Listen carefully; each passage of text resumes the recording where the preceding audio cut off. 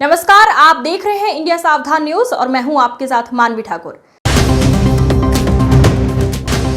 2008 मालेगांव बम विस्फोट मामले में स्पेशल एनआईए कोर्ट द्वारा सभी आरोपियों को बरी किए जाने के बाद बीजेपी नेताओं ने विपक्ष पर जोरदार हमला बोला है। फैसले के बाद बीजेपी सांसदों ने कहा, ये सत्य की जीत है और वर्षों तक निर्दोष लोगों को झूठे मुकदमों में फंसाकर बदनाम किया गया।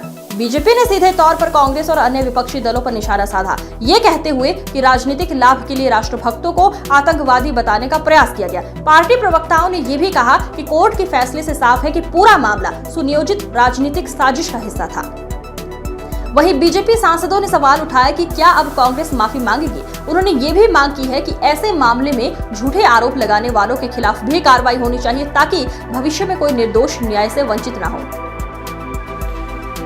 पूरा सैफरन टेररिज्म, राज्य की सरकार, केंद्र की सरकार यही सब घटिया काम करती रही। आज दूध का दूध पानी का पानी हो गया और ये कांग्रेस को भुगतना पड़ेगा।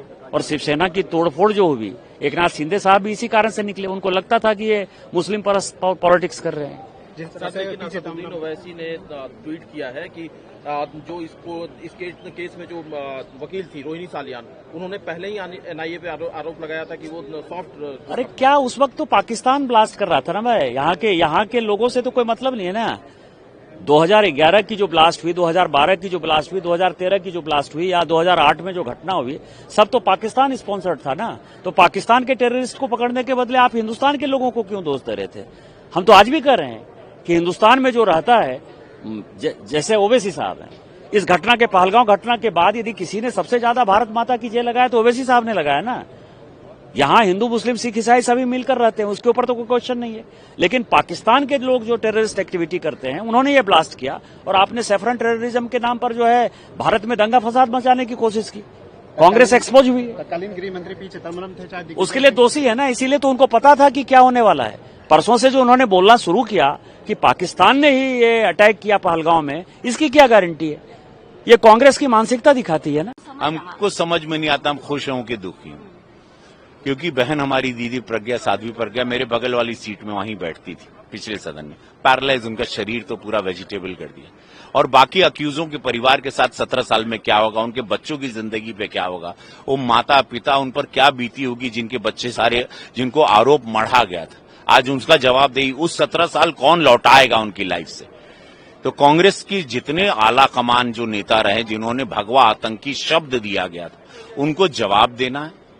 दे आर ऑल अकाउंटेबल। पार्लियामेंट में जवाब दें, अपने क्षेत्र में, अपने जिले में जहां चुनाव लड़ते हैं, विधानसभा में जहां चुनाव लड़ते हैं, वहां जवाब दें। देश को जवाब दें, 100 करोड़ हिंदुओं को जवाब दें कि क्यों भगवा आतंकी बताया, किस प्रूफ के साथ आप लोगों ने बोलना शुरू कर दिया, किसने नैरेटिव सेट किया, कौन था, क्या मास्टरमाइंड था, क्यों भारत में 100 करोड़ हिंदुओं को भगवा आतंकी कहा गया। आज एनआईए कोर्ट ने साबित कर दिया। लेकिन वो 17 साल कौन लौटाएगा उन सारे लोगों को जिनको आरोपी बनाया गया था, झूठा आरोप। लेकिन जिस तरीके से गृह मंत्री जी ने भी कल कहा कि हिंदू आतंकवादी नहीं होते। गृह मंत्री जी की बात कल उन्होंने सदन में कही और आज ये बात सच साबित हुई। हिंदू विचारधारा ही नहीं आतंकी। हिंदू तो शांति का प्रतीक है।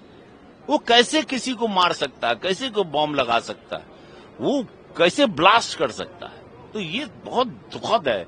Unless and until I don't know why they. But आपको लगता है सर कि भगवा आतंकवाद की जो थ्योरी लगातार गढ़ी जा रही थी, वो अब कम होगा? इतना बड़ा एक मैसेज आया नहीं, पहले तो पार्लियामेंट में इस पर जवाब मांगा जाएगा। पहले तो सदन में लोगों को जवाब देना है, then will talk. There will be definite, of course हम पूरी हमारी पार्टी मांगेगी, जरूर मांगेगी।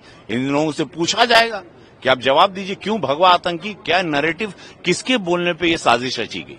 पिछले दिनों कुछ हमारे विवेकशील लोगों ने ये कहा है कि भगवा आतंकवाद होता है, लेकिन उसका प्रत्यक्ष प्रमाण है कि अगर भगवा आतंकवाद होता तो इस देश में सनातन की स्थापना नहीं होती। और भगवा जो है वो अग्नि का प्रतीक तो है, लेकिन इस देश की आध्यात्मिक श्रद्धा, आस्था और सत्य, धर्म और अहिंसा का प्रतीक होता है। इसलिए जो भगवा आतंकवाद कह रहे थे, उन लोगों को मुंहतोड़ जवाब है। इसलिए अमित शाह जी ने कहा